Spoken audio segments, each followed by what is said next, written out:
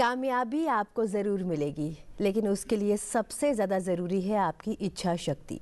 अगर आप में इच्छा शक्ति है तभी आप कामयाबी की ओर कदम बढ़ा पाएंगे। सुप्रभात, मैं हूं आपके साथ दीक्षा कोहली। आइए सबसे पहले नज़र डालते हैं मुख्य गतिविधियों पर। 2 दिन के भारत दौरे पर दिल्ली पहुंचे रूस के राष्ट्रपति व्लादिमीर पुतिन। एयरपोर्ट पर प्रधानमंत्री नरेंद्र मोदी ने किया स्वागत। आज 23वें भारत रूस शिखर सम्मेलन में होंगे शामिल। प्रधानमंत्री नरेंद्र मोदी और रूस के राष्ट्रपति नई दिल्ली के हैदराबाद हाउस में करेंगे सह अध्यक्षता। राष्ट्रपति द्रौपदी मुर्मू द्वारा आयोजित किया जाएगा राजकीय भोज।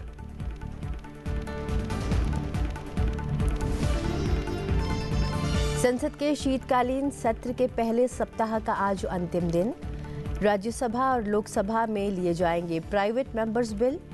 लोकसभा में स्वास्थ्य सुरक्षा से राष्ट्रीय सुरक्षा उपकर विधेयक 2025 पर चर्चा आज भी रहेगी जारी। पान मसाला उत्पादों पर उपकर लगाने का प्रस्ताव। वित्त मंत्री निर्मला सीतारमण ने कहा, अर्जित राजस्व का योजनाओं के जरिए राज्यों को भी आवंटन। राज्यसभा के सभापति सीपी राधाकृष्णन का नियम 267 पर निर्देश।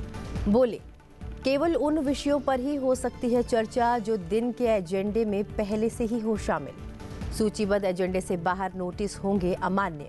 नियम 267 के अंतर्गत विपक्षी सांसदों द्वारा रोज रोज नोटिस दिए जाने पर शून्यकाल के दौरान किया स्पष्ट।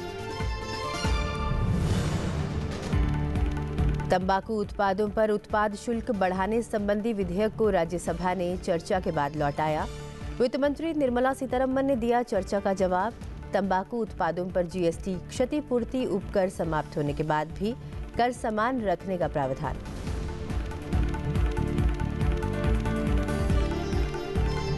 अंतर्राष्ट्रीय आईडीए परिषद की अध्यक्षता भारत ने संभाली। परिषद के अध्यक्ष पद पर भारत के मुख्य चुनाव आयुक्त ज्ञानेश कुमार का कार्यकाल शुरू। स्टॉकहोम में भारत के लोकतंत्र के भीतर विषय पर गोलमेज चर्चा आयोजित। वर्ष 2026 के लिए आईडीए परिषद के उपाध्यक्ष बने मॉरिशस और मेक्सिको।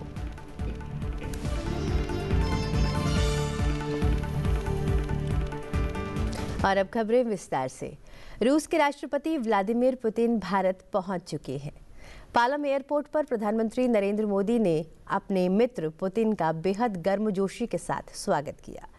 नई दिल्ली पहुंचने पर प्रधानमंत्री नरेंद्र मोदी ने रूस के राष्ट्रपति व्लादिमीर पुतिन को खुद विशेष रूप से एयरपोर्ट पर रिसीव किया। प्रधानमंत्री ने रूसी राष्ट्रपति को पहले गले लगाया और फिर हाथ मिलाया। प्रधानमंत्री नरेंद्र मोदी ने गुरुवार शाम रूस के राष्ट्रपति व्लादिमीर पुतिन के सम्मान में अपने आधिकारिक निवास 7 लोक कल्याण मार्ग पर निजी रात्रि भोज का आयोजन किया।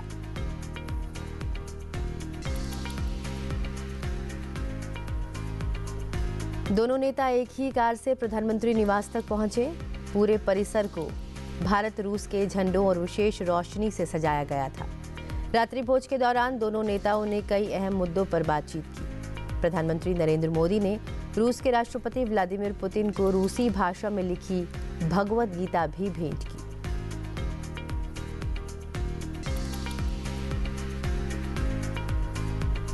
आज सुबह 9 बजे राष्ट्रपति व्लादिमीर पुतिन का औपचारिक स्वागत किया जाएगा। राष्ट्रपति भवन में पुतिन को गार्ड ऑफ ऑनर दिया जाएगा। उसके बाद सुबह 10 बजे राष्ट्रपति पुतिन राजघाट जाएंगे और फिर महात्मा गांधी को श्रद्धांजलि अर्पित करेंगे।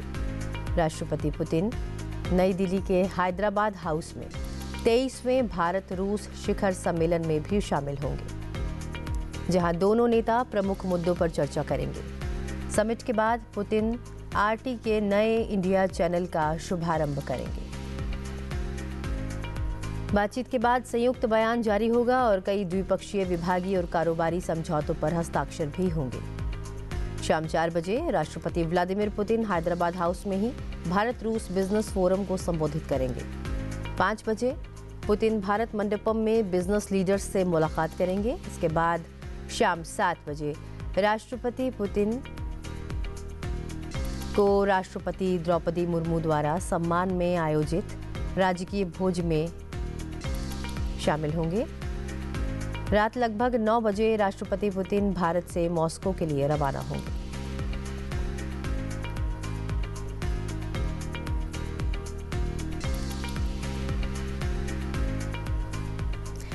शीतकालीन सत्र के पहले सप्ताह का आज अंतिम दिन है। आइए जानते हैं दोनों सदनों में सूचीबद्ध विधायी कार्यों के बारे में।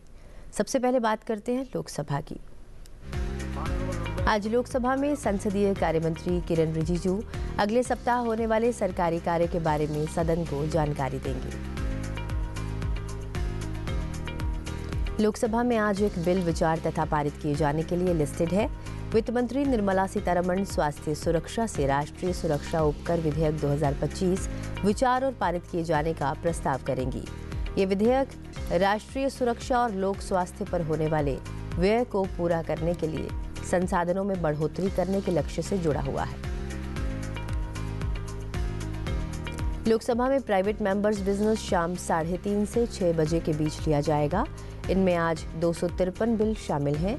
इनमें 248 बिल पुनः स्थापित यानी कि इंट्रोड्यूस किए जाने के लिए लिस्टेड हैं और 5 बिल विचार और पारित किए जाने के लिए सूचीबद्ध है।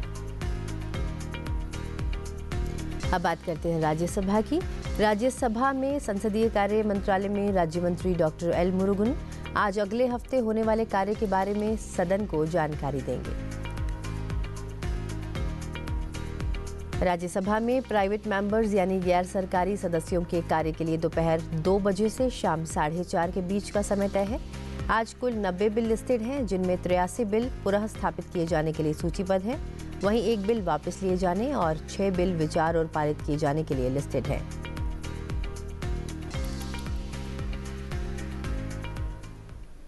राज्यसभा में नियम 267 के उपयोग और उसके दायरे को लेकर सभापति सीपी राधाकृष्णन ने सदन में व्यवस्था दी है। सभापति ने कहा है कि इस प्रावधान के तहत केवल उन विषयों पर ही चर्चा हो सकती है जो दिन के एजेंडे में पहले से शामिल हो, लेकिन इससे इतर किसी अन्य विषय पर चर्चा की अनुमति नहीं है। Honorable members, I have received 2 notices under Rule 267 on 2 different issues. Honorable members, on a demand made by some members, I had observed yesterday in the House that I will review the position with regard to the notices being submitted under Rule 267 of the Rules of Procedures and give my ruling. Honorable members, I have observed that the notices under Rule 267 are being submitted almost daily to seek suspension of the listed business and to demand discussions on issues as deemed fit by the individual members. Regrettably, this is not the purpose of the Rule 267. Therefore, it is necessary to clarify its mandate. At the outset, members may appreciate that the Rule 267 in the Rajya Sabha is not equivalent to an adjournment motion in the Lok Sabha.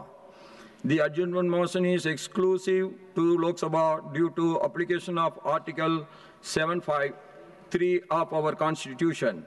There is no constitutional or procedural provision authorizing Rajya Sabha members to give any adjournment notice in any manner. Under Rule 267, a rule may be suspended only for a matter related to the business already listed for that day. A notice must specify the rule sought to suspend and include a properly drafted motion. Any notice, a matter outside the list of business is invalid. The present form of Rule 267 results from an amendment adopted by this House in the year 2000.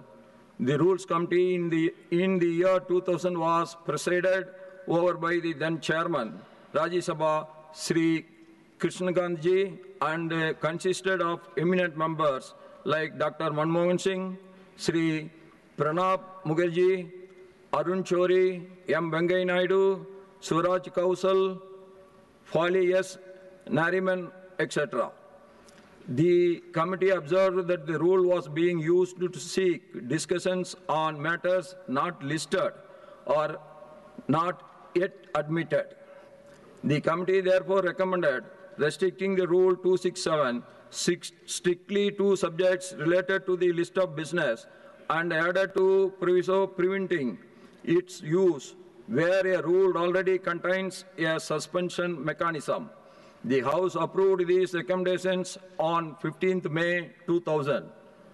Honorable members, it is pertain to note that between 1988 to 2000, discussions under Rule 267 were held only 3 times, and on just 2 of those occasions was the rule invoked strictly as prescribed. Further, from the 2000 amendment to the present, no discussions have taken place under Rule 267. However, on 8 occasions, discussions were held only after consensus in the House.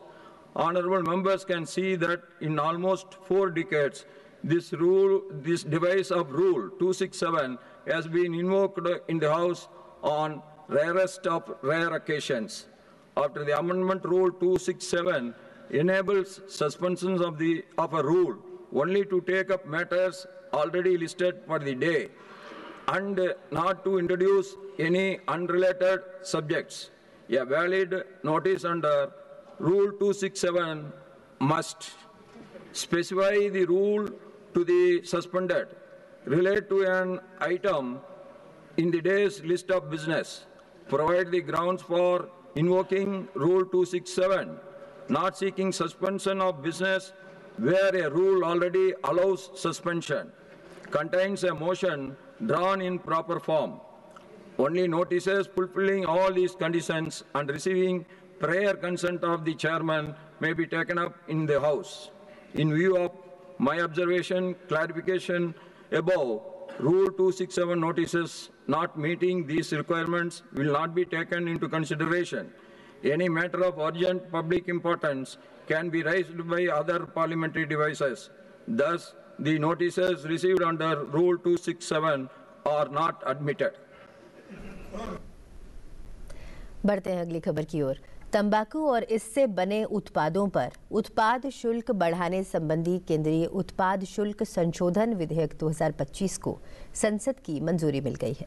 जी हम बता दें कि उच्च सदन में विधेयक पर करीब 3.5 घंटे की चर्चा और वित्त मंत्री निर्मला सीतारमण के जवाब के बाद बिना किसी संशोधन के इसे लोकसभा को लौटाने का प्रस्ताव मंजूर कर लिया। विधेयक को बुधवार को लोकसभा की मंजूरी मिल गई थी।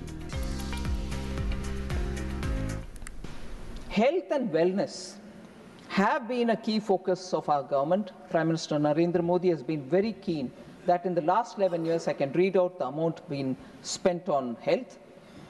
The last year of UPA government, 2013-14, 33,278 crores have been spent for health ministry's budget allocation. Whereas 25-26 this year, the BE, I'm comparing the BE with BE, 99,858 crores have been allotted, 3 times more. So, other than that, between 2014 and 2021-22, 14-15 and 21-22, government health expenditure as a percentage of GDP rose from 1.13% to 1.84%. Government health and expenditure is a share of overall government spending also increased from 3.94 to 6.12%. Between 2014 and 22, per capita health spending tripled from 1,108 rupees to 3,169 rupees. This is per capita, sir.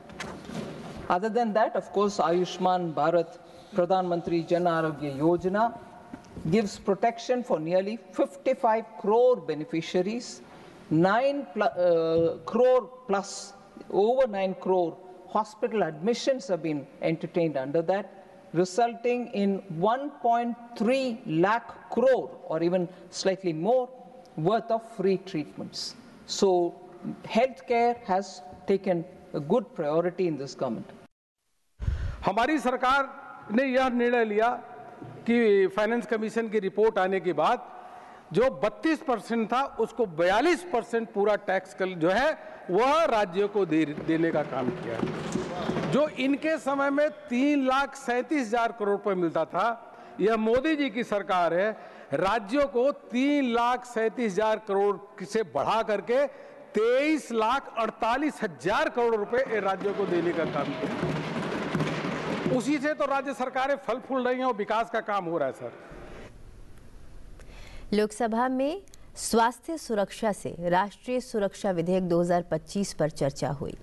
वित्त मंत्री निर्मला सीतारमण ने लोकसभा में विधेयक को चर्चा और पारित करने का प्रस्ताव करते हुए कहा कि पान मसाला उत्पादों पर उपकर लगाने से ये महंगे हो जाएंगे और इनके सेवन में कमी आएगी। इससे लोगों को इससे होने वाले नुकसान से बचाया जा सकेगा। उन्होंने कहा कि इससे अर्जित राजस्व को योजनाओं के जरिए राज्यों को भी दिया जाएगा। उन्होंने कहा कि पान मसाला उत्पाद शुल्क के दायरे में नहीं आता, इसलिए इस पर उपकर लगाने के लिए यह विधेयक लाया जा रहा है। यह उपकर जीएसटी से अतिरिक्त होगा। The purpose of this bill, madam, is to create a dedicated, predictable source of resource for two domains of national importance. So the resource stream that we want to get by introduction of this bill and by passing of this bill, when it becomes an act, we expect a predictable resource stream for two domains of national importance. One is the health security. Given the significant health burden generally for all governments, both center and state, that arise out of consumption of demerit goods like pan masala.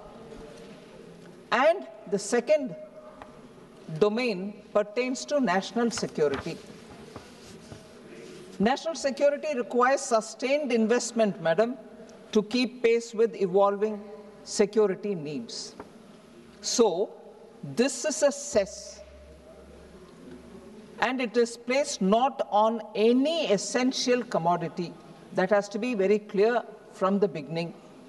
The purpose of this cess is, of course, to levy a cess, but on a demerit good. It is not on essential commodities. And demerit goods which are associated with significant health risks. And therefore, we wish to impose such costs so that it is a deterrent, so people tend not to use it. विधेयक पर चर्चा के दौरान लोकसभा में पान मसाला के seven से स्वास्थ्य पर पड़ने वाले गंभीर दुष्प्रभावों पर चिंता भी जताई गई। कुछ सदस्यों ने सरकार से इसके उपभोग को हतोत्साहित करने के उपायों की मांग की, तो कुछ सदस्यों ने पान मसाला कारोबार में लगे लोगों के हितों की ओर ध्यान दिलाया। देश के लिए, सरकार के लिए सबसे पहली प्राथमिकता उसके स्वास्थ्य की होती है, उस देश, और दूसरी सबसे बड़ी प्राथमिकता कि उस देश में रहने वाले लोगों की सीमाओं की सुरक्षा हो या उस देश की नेशनल सिक्योरिटी हो। मुझे लगता है किसी देश की प्राथमिकता केवल दो सर्वोच्च हो सकती है, तो हेल्थ सिक्योरिटी और नेशनल सिक्योरिटी। और मैं बधाई दूंगा नरेंद्र मोदी जी की सरकार को कि पहली बार हेल्थ सिक्योरिटी, नेशनल सिक्योरिटी दोनों का समन्वय एक विधेयक में करके लाई है और इस बात की प्रतिबद्धता कर रही है कि हम जो ये सेस लगाने जा रहे हैं डिमेरिट गुड्स पे, उस डिमेरिट गुड्स का एक एक पाई हम किसी और चीज़ नहीं खर्च करेंगे, इंफ्रास्ट्रक्चर पर नहीं खर्च करेंगे, डेवलपमेंट पे, वो भी जरूरी है। आज हमारी ग्रोथ रेट है, जब कल इसी सदन में हमारी तरफ से कहा जा रहा था 8.2, तो हमारी सुप्रिया बहन बैठी है, तो आईएमएफ का कमेंट भी, कोड भी पढ़ लें कि आज भी आईएमएफ ने कहा apart from all the constraint, India is one of the fastest growing economy और सबसे अच्छा है।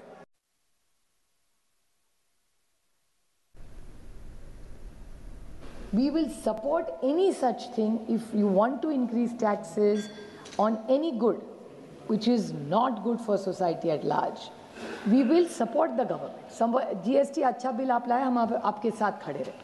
ऑपरेशन सिंदूर के वक्त हम आपके साथ खड़े रहे। आप देश के लिए जो भी अच्छा करेंगे, हम पूरी ताकत से, हमारी राजनीति जो भी डिफरेंसेस है छोड़ के, हम आपके साथ देश के हित के लिए खड़े रहेंगे। और ये बिल अगर देश के हित के लिए है, तो मैं बड़ी विनम्रता से उनको पूछना चाहती हूँ कि सेस क्यों, और आपको अगर डबल करना हो ट्रिपल करिए, कोई दिक्कत नहीं है, बट पार्लियामेंट में क्यों नहीं लाएंगे? How can you do then? What is the value and the sanctity of this democracy? Tomorrow you are going to downsize parliament. रक्षा मंत्री राजनाथ सिंह और रूस के रक्षा मंत्री आंद्रेई बोलोसाव ने गुरुवार को नई दिल्ली के मानेकशॉ सेंटर में भारत रूस अंतर सरकारी आयोग की 22वीं बैठक की संयुक्त अध्यक्षता की। ये बैठक प्रधानमंत्री नरेंद्र मोदी और रूसी राष्ट्रपति व्लादिमीर पुतिन के बीच होने वाले 23वें भारत रूस वार्षिक शिखर सम्मेलन से एक दिन पहले आयोजित की गई। बैठक में दोनों देशों के बीच सैन्य व सैन्य तकनीकी सहयोग, बहुआयामी साझेदारी और क्षेत्रीय वैश्विक मुद्दों पर विचार विमर्श हुआ। राजनाथ सिंह ने बैठक में आत्मनिर्भर भारत के तहत स्वदेशी रक्षा निर्माण को मजबूत करने की सरकार की प्रतिबद्धता पर जोर दिया। उन्होंने कहा कि भारत और रूस उन्नत तथा विशिष्ट रक्षा तकनीकों में सह विकास और सह उत्पादन के माध्यम से अपने सहयोग को और आगे बढ़ा सकते हैं। दूसरी ओर रूसी रक्षा मंत्री बोलेसाव ने दोनों देशों की रणनीतिक साझेदारी की मजबूती पर जोर देते हुए कहा कि भारत और रूस वर्षों की मित्रता और घनिष्ठ रक्षा सहयोग से जुड़े हैं। उन्होंने बताया कि रूसी रक्षा उद्योग भारत की आत्मनिर्भर रक्षा उत्पादन की दिशा में पूरी तरह सहयोग देने के लिए तैयार है। बोलेसाव ने राजनाथ सिंह को वर्ष 2026 में रूस में होने वाली 23वीं आयोग बैठक में शामिल होने के लिए आमंत्रित भी किया। बैठक के अंत में दोनों मंत्रियों ने रक्षा सहयोग के वर्तमान और भविष्य के क्षेत्रों को रेखांकित करने वाले प्रोटोकॉल पर हस्ताक्षर किए। इससे पहले दोनों नेताओं ने राष्ट्रीय युद्ध स्मारक पर श्रद्धांजलि अर्पित की, जहां उन्होंने वीर शहीदों के सम्मान में पुष्पांजलि दी। रूसी रक्षा मंत्री ने त्रिसेवा गार्ड ऑफ ऑनर का निरीक्षण भी किया।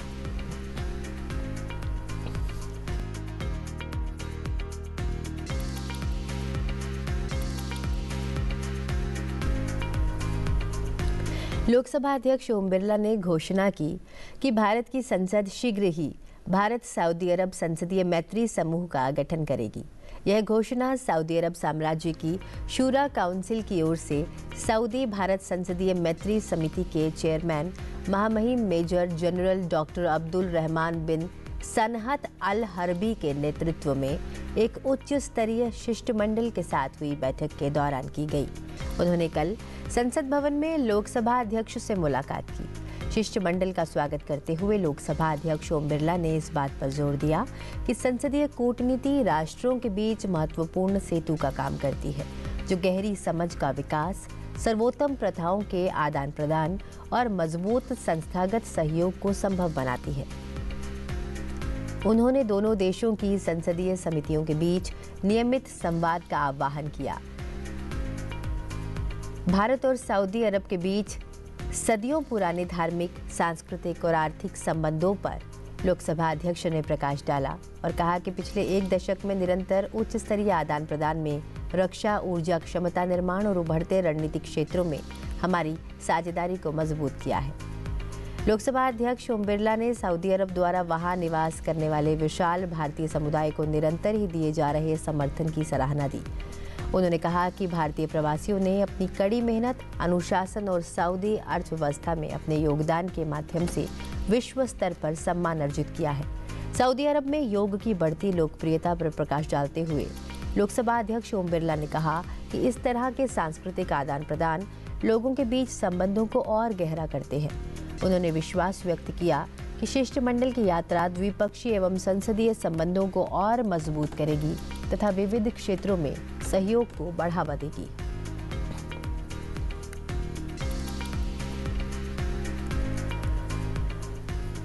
अंतर्राष्ट्रीय IDEA के सदस्य देशों की परिषद के अध्यक्ष के रूप में भारत के मुख्य चुनाव आयुक्त ज्ञानेश कुमार ने अपना कार्यकाल शुरू कर दिया है।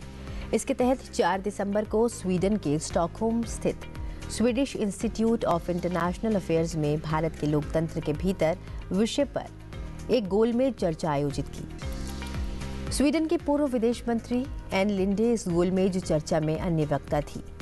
मुख्य चुनाव आयुक्त ज्ञानेश कुमार ने मंगलवार को वर्ष 2026 के लिए international institute for democracy and electoral assistance international IDEA के सदस्य देशों की परिषद के अध्यक्ष पद का कार्यभार ग्रहण किया था। भारत की अध्यक्षता के साथ साथ मॉरिशस और मेक्सिको वर्ष 2026 के लिए अंतर्राष्ट्रीय IDEA परिषद के उपाध्यक्ष के रूप में पदभार संभालेंगे। भारत का रहने वाला हूं, भारत की बात सुनाता हूं। भारत जनतंत्र की जननी भी है और आज विश्व का सबसे बड़ा लोकतंत्र भी। भारत का चुनाव आयोग एक संवैधानिक संस्था है और राष्ट्रपति, उपराष्ट्रपति तथा संसद, विधानसभाओं और विधान परिषदों के चुनाव कराना उसका संवैधानिक दायित्व है। भारत के 28 राज्यों और 8 संघ शासित प्रदेशों में 90 करोड़ से भी अधिक मतदाता हैं और भारत के चुनाव आयोग को उनकी पात्रता के अनुरूप शुद्ध मतदाता सूची बनाना और पारदर्शी चुनाव कराने का लगभग 75 साल का अनुभव है।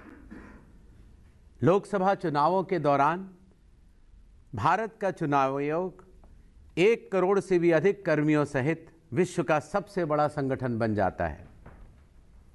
विश्व के जाने माने 35 जनतांत्रिक देशों और 2 पर्यवेक्षक देशों की भागीदारी वाली इस प्रतिष्ठित संस्था इंटरनेशनल आइडिया के अध्यक्ष के रूप में आज भारत को देखकर भारत का हर नागरिक गौरवान्वित महसूस कर रहा है।